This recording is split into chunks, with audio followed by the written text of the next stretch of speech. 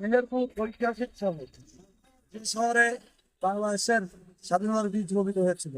আমরা এখন আছি সেই মেহেরপুর শহরে। আমার পিছনে দেখছেন সুন্দর একটা স্তম্ভ, আল্লাহর ৯৯ নাম খুঁজতে স্তম্ভটা দেখা যাচ্ছে। মেহেরপুর মেন শহরে ঢুকতে জাহাঙ্গীর টাওয়ারের পাশে রাস্তার উপরে এই স্তম্ভটা করেছে আল্লাহর ৯৯ নাম খচিত। এটা আমরা আর্টিস্টের নাম আমরা এখানে পাচ্ছি না।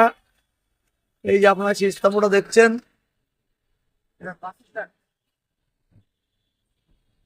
আপনারা আপনারা দেখতে আপনারা দেখেন, এই দেখেন, যারা এই মেহেরপুর আসে তারা এই স্তম্ভটা দেখে। এটা খুবই নান্দনিক এবং সৌন্দর্যপূর্ণ। এক ভাই আসছে দেখার জন্য। ভাই, আপনার বাড়ি কোথায় ভাই? গাং, আপনি দেখার জন্য আসছেন? এটা খুব ভালো জিনিস না?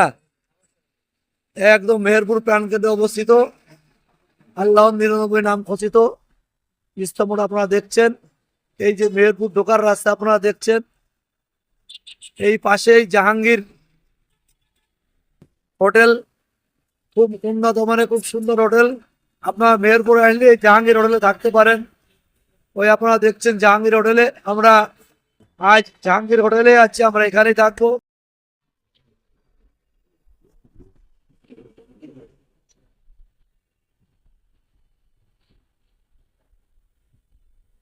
আল্লাহ ৯৯ নাম খচিত স্মৃতিস্তম্ভ, যেখানে ইসলামিক কোরিওগ্রাফি আপনারা দেখছেন, মেহেরপুর শহরের প্রাণকেন্দ্রে অবস্থিত।